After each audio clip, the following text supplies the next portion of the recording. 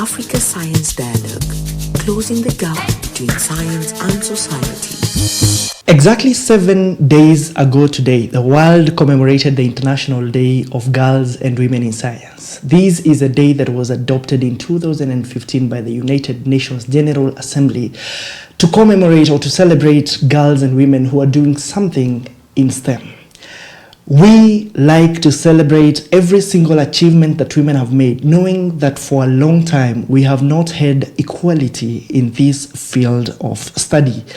Today with me in studio, I have two of the finest scientists that will be talking to us about what they've done, what they plan to do, and how generally science is like for women and for the rest of us. We're trying to see how Africa can reap from having more and more and more young girls getting interested and joining science.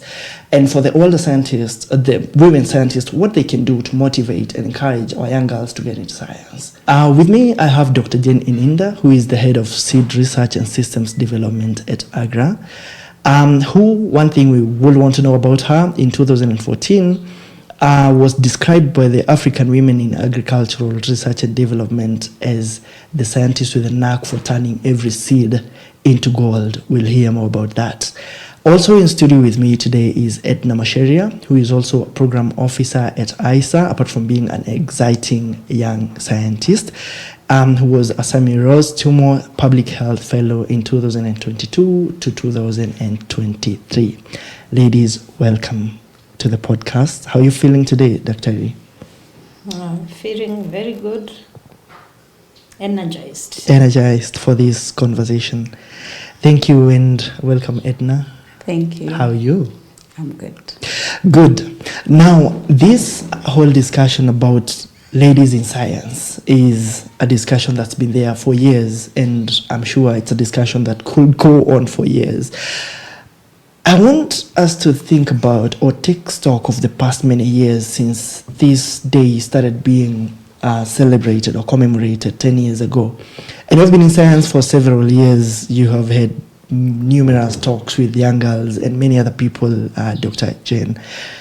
What do you think is the landscape? What do you think we're in the same place we were at 10 years ago in terms of the number of women who were in STEM, generally in science?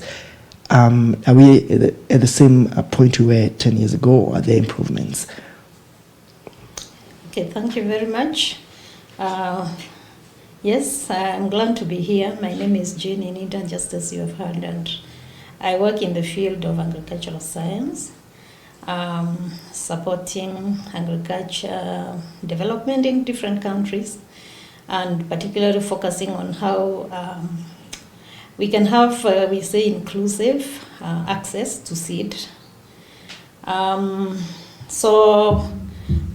Just to know that seed is one of the primary inputs that you need if you are going to talk about agriculture productivity. So that's my expertise in that area.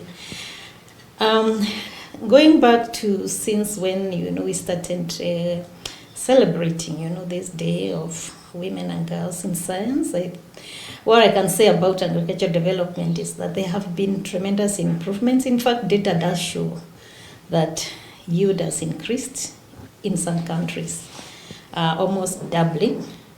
But that statement is backed by some innovation which has happened behind the scene. In countries where yields have increased, particularly in crops. When I say yield increase, I mean for us who were born like in the village, we used to see our mothers harvest like one bag of maize and one bag of beans, or even have a bag of maize or one debe of beans. But today, the farmer can be getting like maybe 10 bags. That's what I mean by yield increase. So yield increase has only occurred because there's been some innovation, and we have data to show, actually our data does show, that yield have increased only in countries where science has been active in terms of supporting innovations, supporting research in crops. And that's number one. Secondly, if agricultural productivity does not increase in any country, the GDP, the gross domestic product of that country, is actually in the same, stays small. In other words, if agriculture productivity is increasing, evidence also does show that the GDP will increase. So you can see, just to see that for countries where the GDP is increasing, it's because there has been some innovation supported by research and crop improvement. Yeah. So basically, you feel like we are at a completely different level from where we were several years ago. Sure. And for a young scientist, I'd like to know, Dr. Jane speaks about adoption of innovation and how that has, increased agricultural productivity and all these. I want to know, and especially for you as a lady, I don't think, and I could be wrong, that so many young girls look at agriculture out there probably at home. She mentioned we used to see our mothers. I noted that point. They look at their mothers and their fathers and other people work in the farm and probably desire to get into something like it. Do you feel like that was something that motivated you to get into science, seeing the agricultural situation? For me, how I got into science is very different because I grew up in a town. I did not have the privilege of growing in a setup where there was farming, and even if there was farming, it was farming based on. My mom generally loves farming as a hobby, so that's how I ended up interacting with farming. But to get into science, it was a situation where, for most of us, JAB decided that with my grades, this looks very good for you to go into science. So I have a background in biochemistry for my bachelor's. So that's how I ended up getting into biochemistry. And for biochemistry, it was very hard science. It was when I was doing biochemistry at that time, agriculture was not even among the things that I had pictured I'd end up in agriculture, because you get with biochemistry, most of the time there'd be most of the information you're given is towards now pharmaceuticals or the medical fields. So me getting into agriculture, I have to say, is in third year, when you had to go for attachment. So that time, of course, there are the top places that you're told that you're supposed to go, like Cambridge. Those are the places that you'd know. Yeah. But then coincidentally that time, there's a lecturer. I was among the few who didn't get placement. So they were like, we know Kenya Forestry who are looking for students to go for attachments. And that was my first interaction with, so even with biochemistry, I can actually get into agriculture. Yeah. So that was that's the first chance I got into seeing, I'm doing science, and then there's agriculture. So that was the first time. And I feel like for most ladies who are in school, again, if they come from now hard science like biochemistry, agriculture might not be at the face of it that they can get into agriculture. Or someone might not think that if I do biochemistry or if I do a certain bioscience, there's a way I can find my way into agriculture. And those conversations are conversations that people need to have, like what are your career options in terms of, if you do this bioscience, you can actually end up in agriculture. So maybe you grew up seeing your parents farming, then you are called for a bioscience course, and you can't see the interaction. But as she said, with innovations coming up, like that's also like something that people can be told that even with your background, and if you're innovative enough, you can actually get into agriculture. Yeah, and I feel like generally we have not done much to, like distinguish, like make the young students or the young girls believe that agriculture is part of science. Like, you have not made it as attractive as it should be or as it should sound. But now I see you, Dr. Jane, speaking to young girls in schools and having these conversations, and they ask questions and probably can learn from you. As a young girl, did you have this kind of experience where you had people, women inspiring you, feeling like you want to be like this specific woman. And how did you get yourself in science? Was it a pre-planned path, or was it just boom, just found yourself there? Yeah.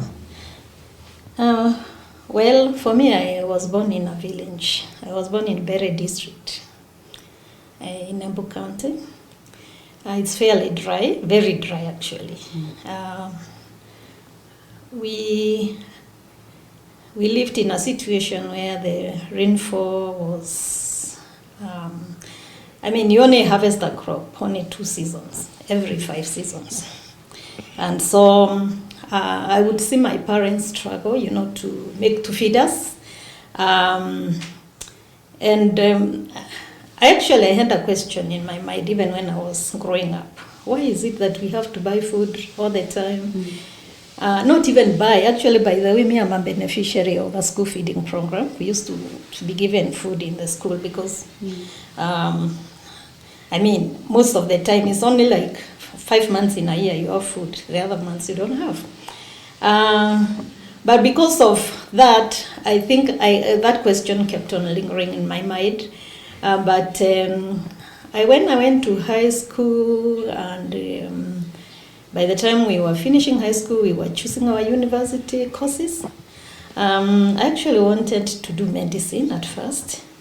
So when I went to high school, I studied, I went to science. I was very good in science, by the way. I was very good in mathematics. I was very good in chemistry. I was performing very well in biology, even physics, all those science subjects.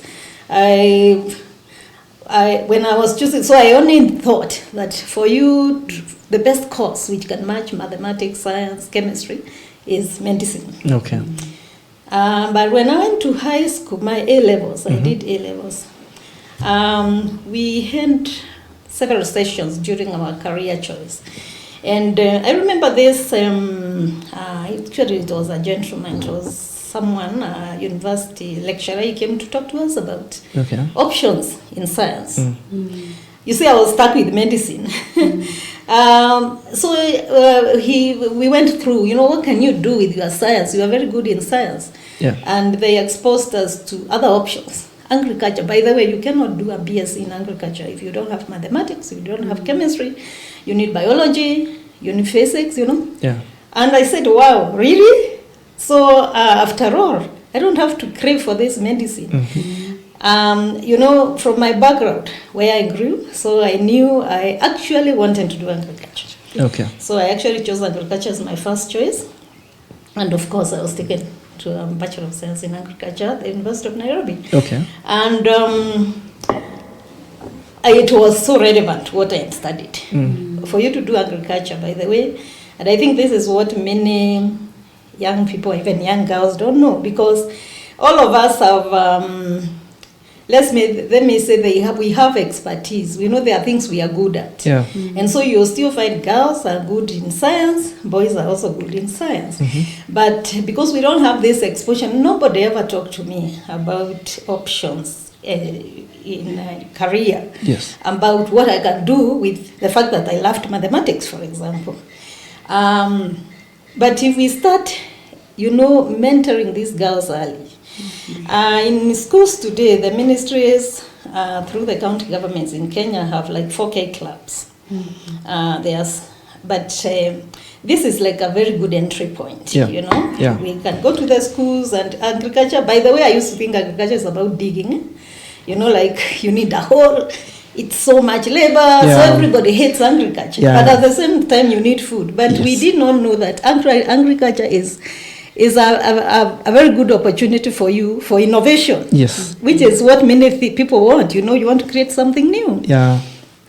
And the fact that, I missed being mentored in that way. Yes. But later on, I came to learn that actually that's something that we can help these young girls who are growing up.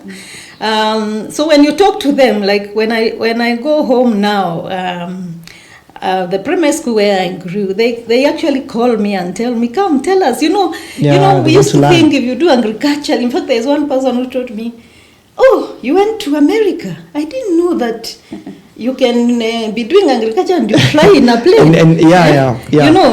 You know, look at the stereo. You know, they just think agriculture is about digging. Yes. So agriculture is all about science. Yes. So when I went to the university, I went to the university, Bachelor of Science in Agriculture, but I knew I wanted to do research. Okay. Because we kept on being exposed. You know, I would see, actually one of my lecturers was a professor. So, she was a woman and she was like, you know, this thing of science is so important. And so I later on became a researcher in crop improvement. I did a degree, a PhD in plant breeding, which is how do you improve a crop? Yes. I talked about my mother harvesting 1 bag of maize on 1 acre of land, for example. But you see that 1 acre of land with a good seed, you can actually get 10 bags. You just need to have improved your genetics.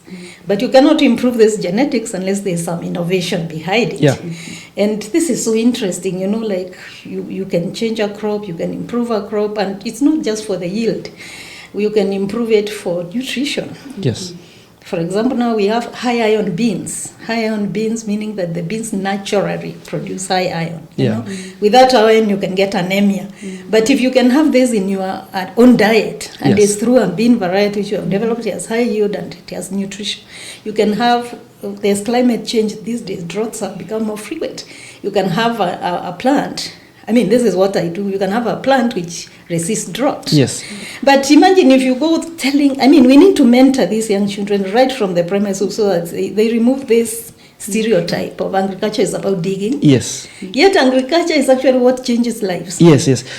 But Doctor, as you go on, I like what you're saying about it's about innovation, it's about changing lives, it's about putting to the farmer a better product. Yeah. But I wonder, and I think Edna has also been talking to young girls, which is impressive because I know they tend to listen to you a lot.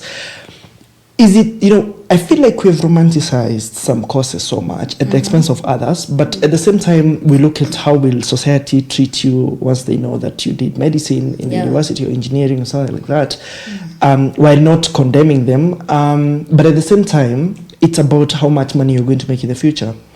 So, do you feel like the allure or like the way you will come and tell somebody if you do this you will have this chance to give this solution because this is a whole region that grows this kind of sorghum but there's this effect. If you study you could give them a better product and agriculture will change in this region. Do you think that is something that will sell to young girls and make them motivated at the expense of if you do agriculture, this is the amount of money you're going to make? How can we make that transition between making it sound very academic and making it attractive to them? We just talk about it in a way that they think, well, it's good for me and it gives me what medicine will give me, for example, in terms of status, everything. Is there a way to bridge that gap or do we just bulldoze our way and tell them agriculture is the future? What do you think? For me, I'd say show them the opportunities. I think the other thing is that for engineering, for medicine, for a very long time, these are courses that have been glamorized for a very, very long time. And people have always believed, one, it comes with prestige, and two, it comes with money. But I think what most of them need to learn is that, as Dr. Jane said, show them the different career paths that they can end up in. Like the way she said, who would have thought that agriculture will take you to America? You see, that's the notion that they have. That's an interesting takeaway. Agriculture, I can only be in a farm, and that's it. Yeah, but digging all day long. What if we looked for examples of people who've actually done science? Yes. Who've actually been able to go into different career paths, and they still have that prestige and they still have that money. I think also it all comes to exposure. The more you show people what is there, the more you expose them to opportunities that are there, the more they'd be interested in something. Because you can't come and sell to me something that I've never seen. You don't have an example, and I'm supposed to believe in it. But I believe, like right now, the way that Dr. Jane has said, we have so many women who have actually made it in this field of science. And if most of them can come out and start speaking up and start saying. Because also, think about it like this. We live sadly, in an environment where this is a male-dominated field. So most of the time, the examples that you'll get for a very long time are men who have made it in this field. And not a lot of women who are coming up and speaking. I think I mentioned to you one time in our class, we were 80 people and we were only 6 ladies. Okay. And among the 6 ladies, only 4 of us graduated. I thought we had a worse ratio of 40 something, and we had 6 ladies. So you get, even within the system is already rigged. Because when we come out here, already you only have 4 of us, and let's say 70 of the guys. Yes. So already the system is rigged. But now if now the 4 of us can come out and say that we have, you see, like now how she's gotten into the SID sector, I have entered into science communication, yet we all started at a very different space. Yes. So it's all about exposure for people to know that even with these courses, there are other opportunities. You don't have to end up in the farm with a djembe. You can be an entrepreneur. You can decide to get into policy. You can decide to be a science communicator. There's so many other things that you can do. But again, it goes back to, are we speaking to them? Are we telling them? But I'm thinking, Edna, okay, I'm wondering, me and you, we're in primary school, yes, and we're both performing very well. And then somewhere through going through the other levels of education, we lose the girls. They don't. We find that there is an imbalance suddenly in STEM. Where exactly does that change begin? Because we can talk about what you spoke about, the system being rigged, but we are looking at it already when we have lost so many girls. Where did we lose them initially? Where is the starting point of losing the girls who would have potentially come up to be scientists? Controversial answer, but for me, I'd say the system. Like even let's take JAB for example. So for people who don't know JAB, it's the university system that places students. Used to. They now have another one called KUCCPS. Yes. Yeah. So you'd see some courses like gender. You'll get women have been put in gender. Now if you go to gender courses, you'll get it's 20 women, 1 man. So also, even with the system, there are certain courses that have been declared that are for women. Those are attractive to women. Those are courses that women should do. So, and with that rationalization, in Form 4, you're the one who's selecting the courses that you want to do. So you've come from a society that is telling you most women do ABCD course. Most men do engineering. Sciences for boys. Exactly. Yeah. So at a very young age, you're teaching these girls that for you, the most viable course where women flourish, where the opportunities are these ones. For these ones, men tend to do better. They tend to be better engineers. So I think also social norms, and then that's building up to even how our university selects how people go. Okay, before we go there, because that's something, how we can actually exactly change that to have more women in STEM, there is this fact, ladies. The United States Equal Employment Opportunity Commission, there's a report they released called the Special Topics Annual Report, Women in STEM, in 2019. The report from 2019 showed that overall women accounted for only 29.3% of STEM federal workers, which definitely that's less than a third of the total workforce in STEM. So this is clearly a global issue. So we're talking about the system of education here. Do we want to blame the system of education and social norms globally? Is it a thing? Okay. Let me say what we are calling science, technology, engineering, mathematics. These are not easy courses. They are very intense. They need a lot of work. I think everybody, and I think that's one of the things, because it's more difficult, that's why women don't venture into it. But then we need to ask ourselves why.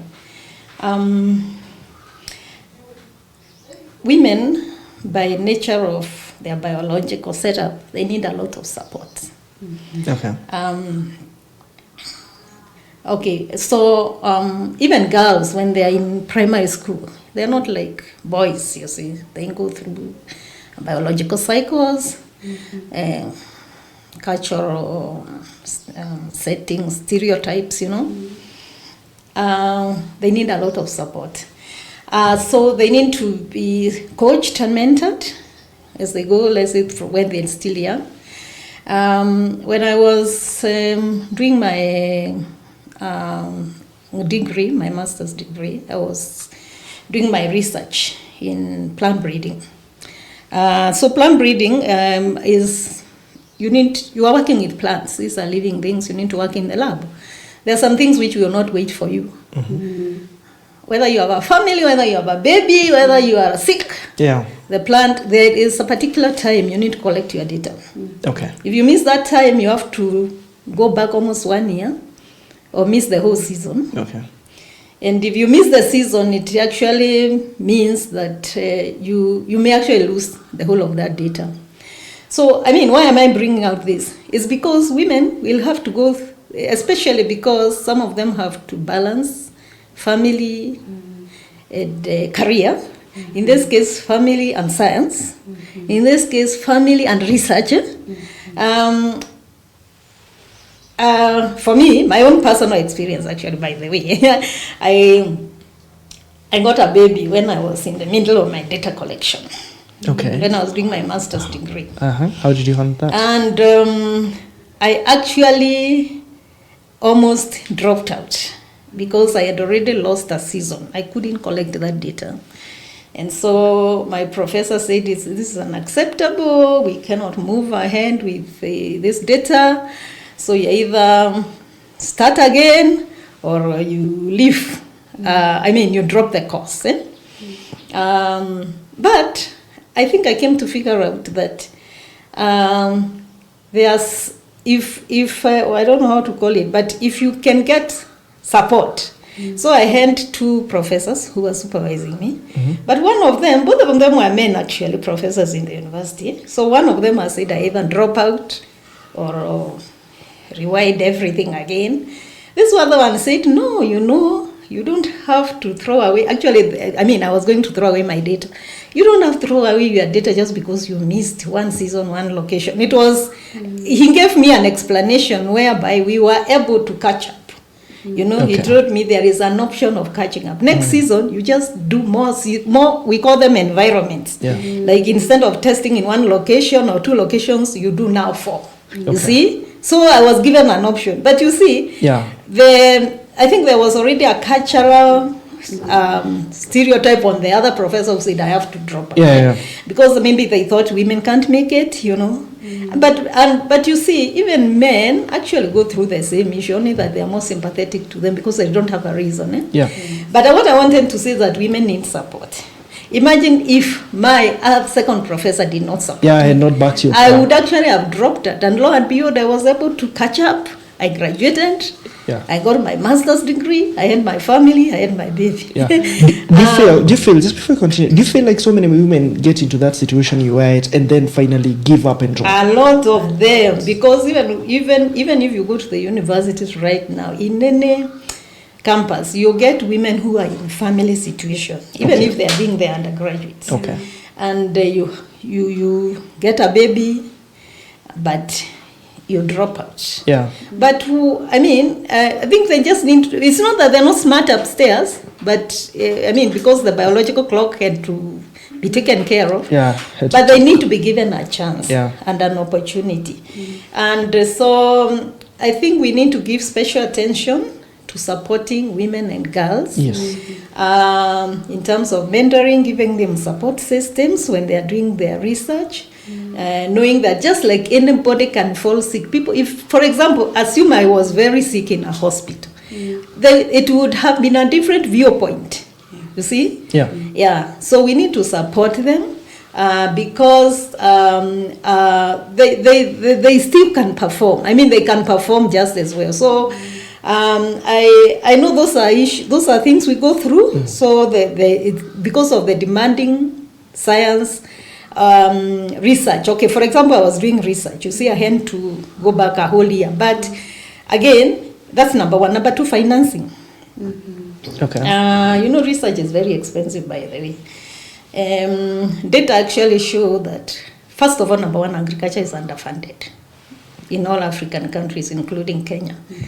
Kenya does not, of all the countries which committed even to give 6% of their allocation budget to agriculture, there are only about, I think, 4 which I've met in Africa. Kenya is not one of them. So meaning our budget in agriculture is already less than 6% of the budget. Number two, if you know agriculture is so wide, go to research. Research is only 0.01%. Yeah. So what does this mean? It means there is no resource to support science and research. Okay? Yes. The little resources we have to be divided between encouraging women and girls and encouraging the men and male child. Yes. Already, girls and women are already few. Yeah, I mean, you have just given us data. How do we increase? Why are they only 29%? What happens to those scholarships when they come? Why is it you don't have 50-50? Yeah? So there is something which needs to be taken care of. Yes. In my career in agriculture support in AGRA, we have a program which we have been supporting postgraduate training, scientists who do masters and PhD in agriculture. But we want to make a deliberate effort that we are going to attain 40% of those trainees must be women. Okay. You have to look for them, they are there. Yeah. And you want to deliberately make a move to support them, they are there. Yes. But if you open it up, of course, of all the 100 applicants, maybe you only get 10 women. Maybe those 10 are actually good, but you need some deliberate effort to assign some slots for them. That's what I mean by deliberate. I also supported women research programs. By the way, there's something about when women do research in crops. Just for you to know that there are some things we look for. There's something we call farmer preference. It's very easy to understand because do I like the taste? Will it cook well for my family? Will they like this bean when I cook? I mean, you have seen women, they smell like this. They say, this one I can't cook. This one, horrible. I can't even buy this for my family. So when I'm doing research in crop, I must take into account farmers' preference. Okay. In this case, the woman farmer. The woman farmer. Because they're the one who are feeding, they're putting the food on the table. Yes. You can't tell me to come and cook a bean variety which will not cook or it will taste bad, it will not, it's too hard. Yes. I know my husband will not eat, I know my children will not eat. So you have to align your research with farmer preference. And this farmer preference, it's the women, the ladies, the girls researchers, the women researchers understand it better. Yes. So most of the time, most of the varieties which are bred by women scientists are more acceptable to farmers. Oh, yeah. That's a nice point. Will we sound biased if we said that should be a point that should be leveraged on to make sure that women, because women understand what women want, right? They're doing the breeding and you're doing this breeding for women. Yeah. Therefore, you should have a deliberate effort to ensure that in such a position we have more women. Yeah. But at this risk, I'm thinking just out loud, at the risk of eventually people generally claiming that the women who've gotten to those positions have not gotten there on merit. They have because we need to have some kind of, mainstreaming. We have to bring women to the role. Do you feel like that is something that is also, that puts everything at a crossroads? Because, like, for example, if we are looking to have 40% of women in something, and one of the women is Edna, wouldn't you be walking around with people looking at you like you didn't really deserve to be there? You only got there because somehow 40% of the total had to be women, and you're one of them. So does that erode on your esteem and make you feel like, because people now start doubting the meritocracy behind all this? I think Dr. Jane has put it so well that given you've given us a very good report, 29%, yes, meaning already in the field, you only have 29% of women. 2, she's put it very clearly, women face more challenges than men to do the same thing and to attain the same level. Yeah, they need. So this is a situation where they want 40%. They have 100 slots. Only 10 have applied. But there are other women, that other 29% somewhere, who are still as good, who have still overcome so many challenges, who are still doing very well in their career, and they still require an equal opportunity to men who, for lack of a better way, have not passed through as many challenges as them. So I don't think I know that it's something that has been perpetuated for so long, like even in terms of scholarships, and they say certain scholarships are for women, that it's unfair. But it's also because you want to increase their chances. Already everything is stacked against them. So you just want to give them an equal playing field. Mm-hmm. And if they can be able to show up and they do the work as good as the men who you're giving them, even if you had to go and look for them, at the end of the day, they got it by merit. Yes. They Yes, really that's got true. it by merit. That's true. And when you talk about they can do as good a job as the men are doing, and even a better job, like you said, in terms of you're looking at the farmer preference, and you're 100% no. I'm a woman, the other woman at home is going to like this more because this is what I like for my family as well. There's this debate in football as well, where you find that the women footballers, professional footballers, are paid just a small fraction of what their male counterparts get. Mm-hmm. But when they bring the argument all the time, they are told, look at the revenue you also generate, because a lot of people are watching Manchester United versus Chelsea men, all that kind of stuff. But now, I think it's a different thing in science. Because like even in science of late, I've seen like in the Nobel for chemistry and biology, chemistry especially, we have so many women that have been winning that, and you cannot come and put, you cannot kind of try to show that what they have done, or that, what's the word? I'm trying to look for the word to show that you cannot come and like make little or make less, make it sound like they didn't work for that. Yeah. They get it on equal merit, competing against men who have the same abilities and everything. Mm-hmm. What are them? You've mentioned some of the challenges that you face, or you're faced as a woman, and especially ascending career-wise. Mm-hmm. What are some of the key opportunities now that you think you have gotten, or that you could get, or another woman in science could get, by virtue of being a woman? Yeah. So there are many opportunities, but first also let me say that in Africa, farming is actually done by women. 75% of all food production is done by women. Okay. It's produced by women as well. So we really do not support women. We will lose this productivity. Mm-hmm. 75% of all food produced is produced by women.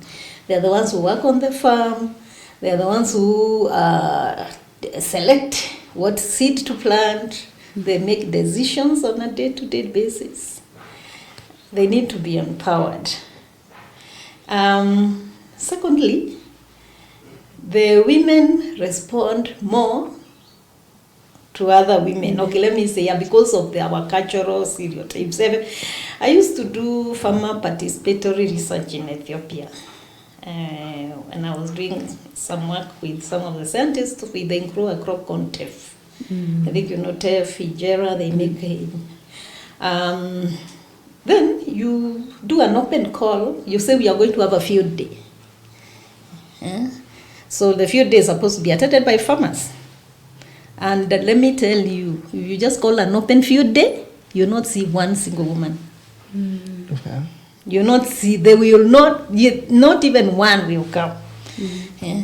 So how do you capture these women? How do you transfer the knowledge to them? Yeah. Mm. Number one, they will say all those things. Men are not allowed to talk to women. I was in Somalia the other day. By the way, men don't greet women. You see, they don't. Eh? Okay. Yeah, they will not greet women. I mean, those are cultural things. They are accepted in the society. Yeah. But if I go as a scientist and I'm a woman, and I call a field day, and then I say I only want women to come to the field day, and they know it's a woman who is going to talk in that field day. Yeah. Actually, the women farmers will come. They will come. So they will come. So we have to have innovative ways of reaching them. Okay. Either by, and one of the ways is get women in this science. How do you reach this 75% food producers? Get women in this science. If you get women and bring that gender balance, you will be able to, because it's all about, but the knowledge doesn't benefit me when it's in my head. I have a PhD in plant breeding, but if I cannot develop a crop variety which can be grown by farmers, Yes, it's not beneficial. I'll just have it in my head. Yeah. I need to get that variety grown by the farmers. Yes. If it doesn't reach the farmers, then you don't change them. Yeah, so that innovation is not useful for development, because it needs to be translated into food production. Yeah. So we need innovation ways, and it's good now we have research in gender. What are some of the best models for this inclusion? And they are there. So we put them into action. Yeah. We need to put them into action. We need to allocate resources for those programs. Actually, they are so important, because if there's food production in Africa drops, and you have already seen cases, we are actually importing food from other nations. We are importing food from America, we are importing maize from other countries. Why? Because we are not supporting our own production. So our own productivity can only come if we support the people who are doing the work. Yes. These are the women who are doing the work. Yes. Yeah. So we need innovative ways to support. So we need programs.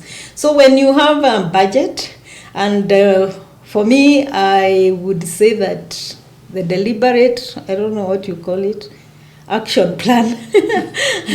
You need a deliberate action. Have a budget allocated for that activity. Have a budget allocated to get those girls from primary school as they grow to the university. Particularly when they reach the university. Actually, they are there. Yeah. They are there, and it's only that they don't know. But we need a budget for them. Okay. We need to expose them more. If you are not exposed, like me, what I said, if that professor never came, I would maybe I would not even have gone into medicine, because maybe I didn't get the grades. The way it used to be so competitive long time ago.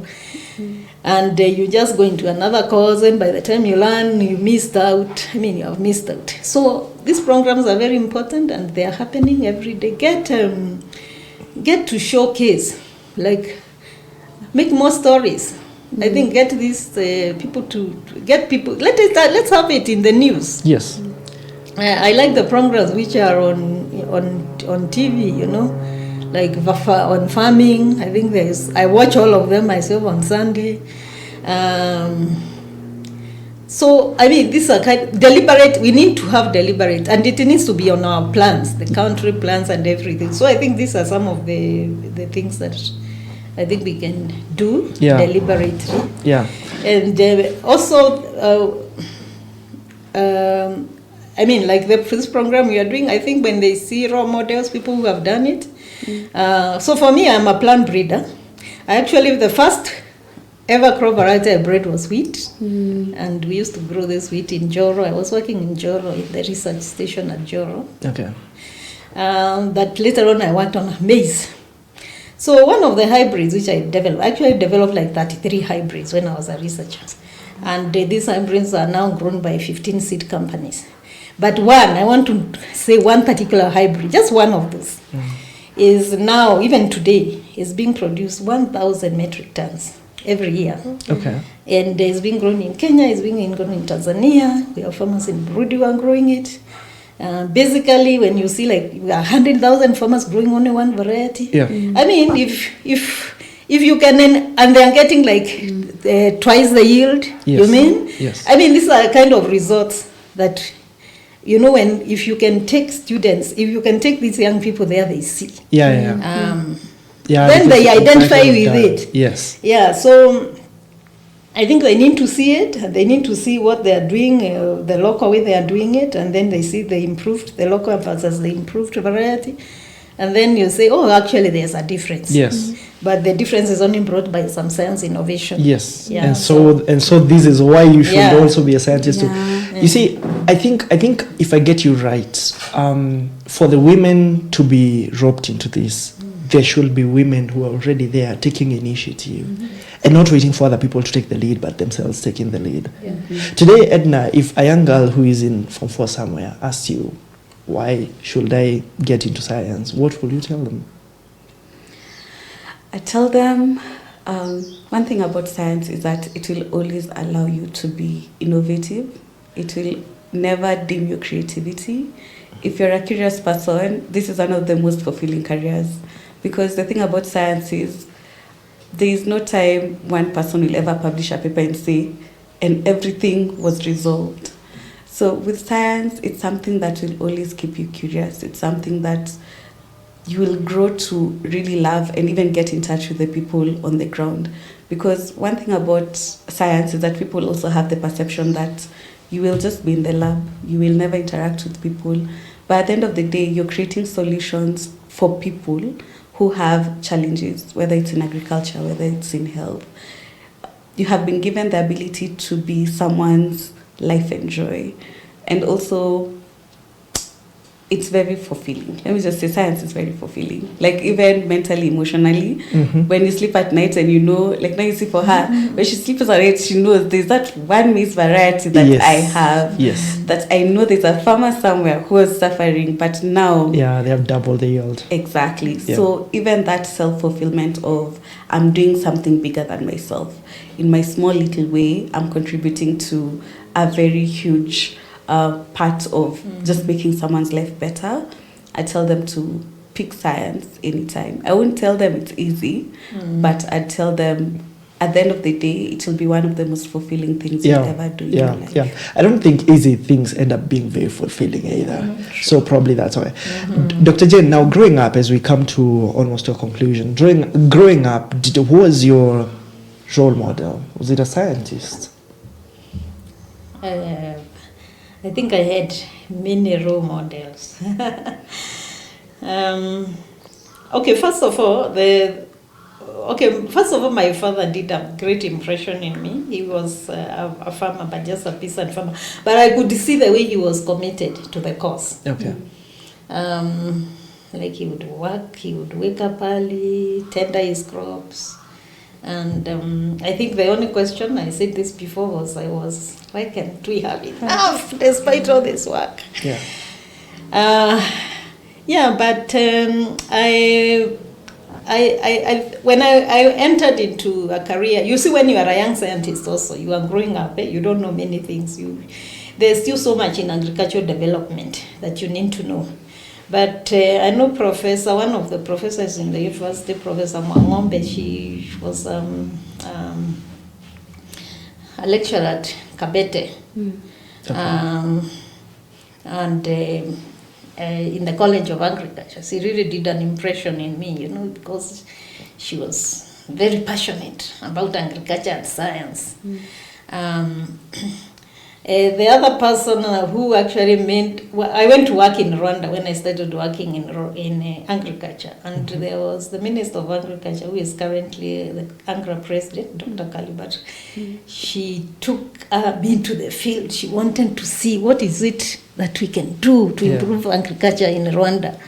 And I was like, these women, they are so passionate, So, this kind of highly achieved women scientists, they put an impression in me that actually keep on doing it more. I was just a young scientist, but you see, when you see when like a whole government is supporting the work that you are doing, they know there's something new you can offer. I think that encourages you more. It encourages you. So a whole principal, College of Agriculture, University of Nairobi, she actually worked with me like for 2 years. We were trying to model a program, and she was actually my mentor. We talk, she would encourage me, Jen, you do it, you can do it. So I think I've seen so many successes of what, pairing with mentors can do. And we hope we can do more of this in Africa, so that we get our girls and women in science and agriculture. And by the way, there are very many opportunities. For me, I'm a plant breeder.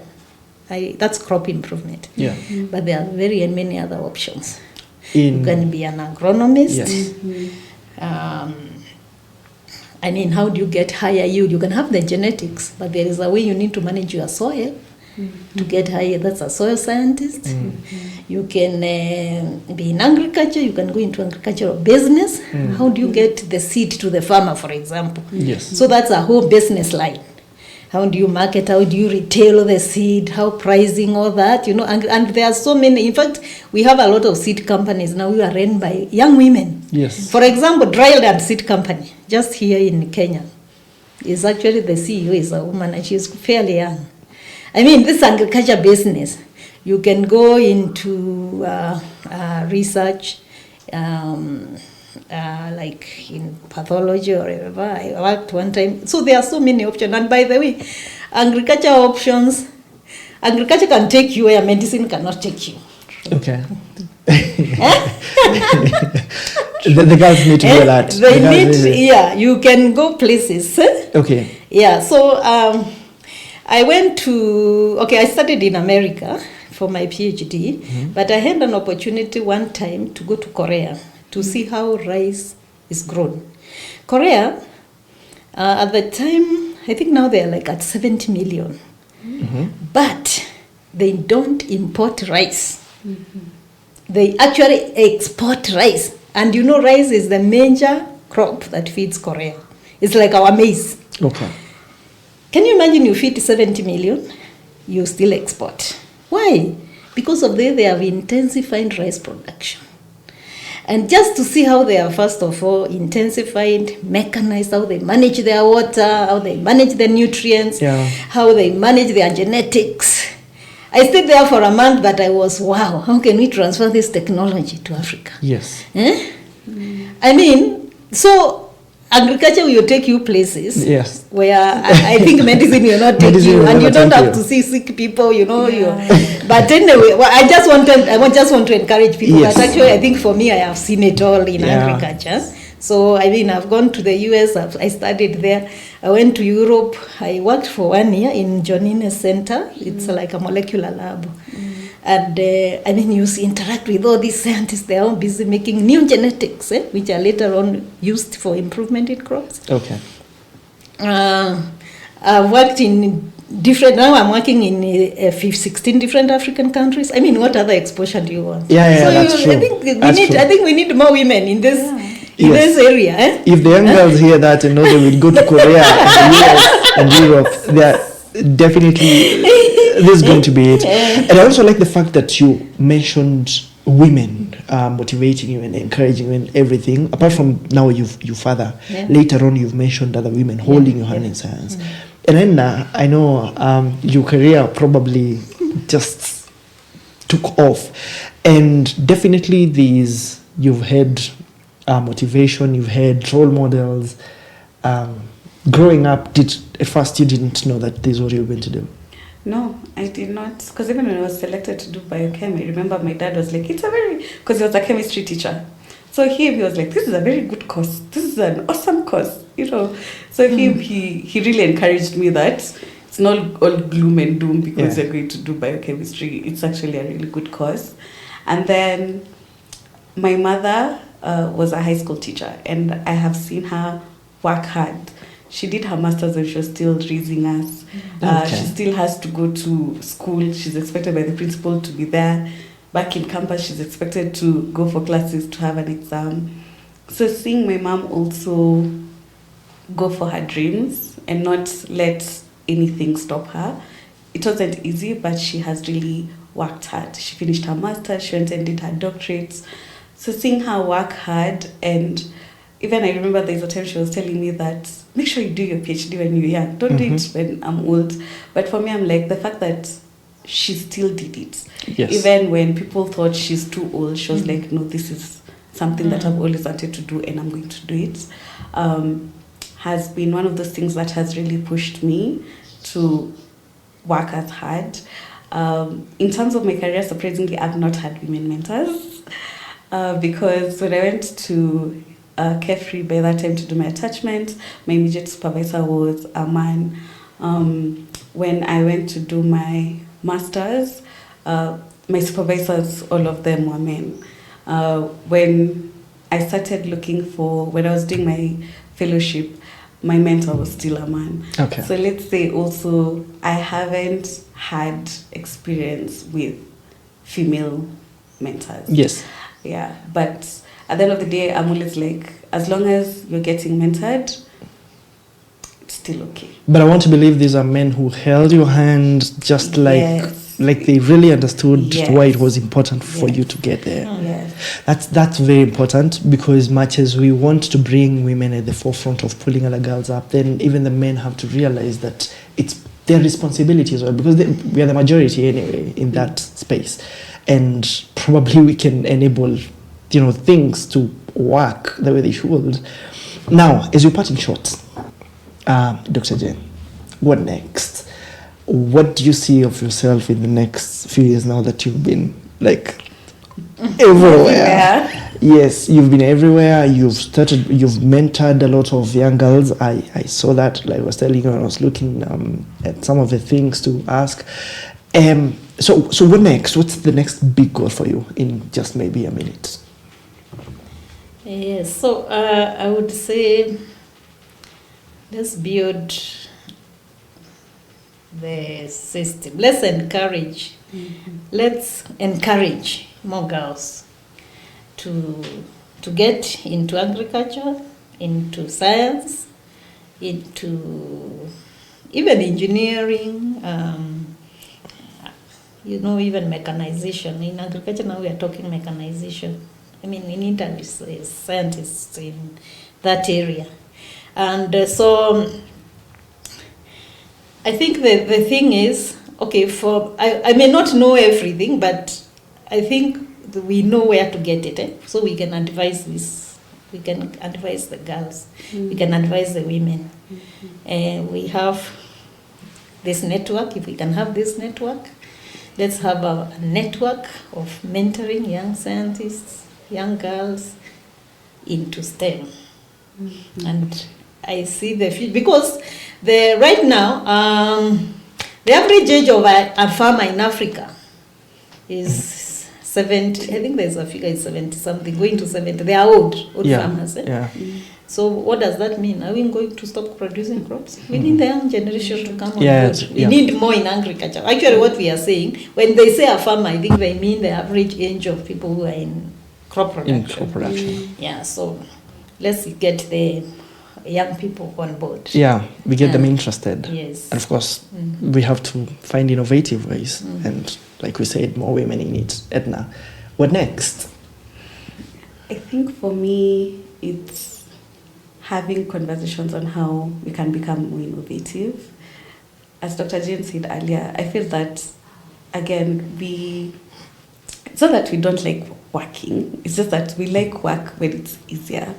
So if you have more women, if you have more girls who have come from situations where it was really hard, and for them to learn innovative ways of doing certain things, exposing them to different aspects of how they can do very innovative things, it would really go a long way. So just also not doing, which I feel also is a failure on our system, the hard science, the showing someone that this work that you've done, you can go the extra step and make it innovative like this, so that a person in the farm can be able to use it. So not doing just abstract research, but also teaching them from a very young age that, yes, you can get into science, and it doesn't have to be very abstract where at the end of it all you're not seeing what you're doing, but you can be able to get into science, find a problem that you want to solve, and even find innovative ways with the knowledge that you have to solve that problem. So for me, I think that is my next step, to tell people that, because I know right now the conversation is, we are so many in science, but there's no work in science, because as much as we want them to get into science, we also need to show them at the end of it all, it's not all gloom and doom that you'll come out and not have a job. Yeah. That we can get into the science first. You can choose which area you really want to work on, and then from there, let's think about innovative ways that you can get into that field, and also have products on the ground that you can see and feel and have that fulfillment. Wow, that's beautiful. Now, as you have heard from two scientists that I've had with me in studio, for them, it's about real life experiences over time. And one of them, who's been in this for years, tells us about how much she's been able to do over those years. She can look back and see the results of what she has done over those years. And then we have a young scientist who is already into it. She doesn't need convincing to buy in. She's already in it. And this is what is crucial for young girls, to know that there is something in it for them in science. But as we've heard, it will take women in science, those who've already made a career, to come out and take a lead, because we really, really need this to be done for Africa, for us, for our future. The future is bright with women in science. And like they say, if you educate a boy, I think they say you educate the boy. But if you educate a woman, you educate a village. I say you educate Kenya, you educate Africa, you educate the world. Let's get women in science. Thank you very much, my guest, Edna Macharia and Dr. Jane Ininda. I have really enjoyed this conversation, and I hope our what next is really going to be the what next that we want it to be, and we can look back after a few years and think that we have really, really made some progress from today. We hope to keep this conversation going. Join us always for such conversations here on the Africa Science Dialogue podcast. My name is Peter Theuri. It was a pleasure having you. Africa Science Dialogue, closing the gap between science and society.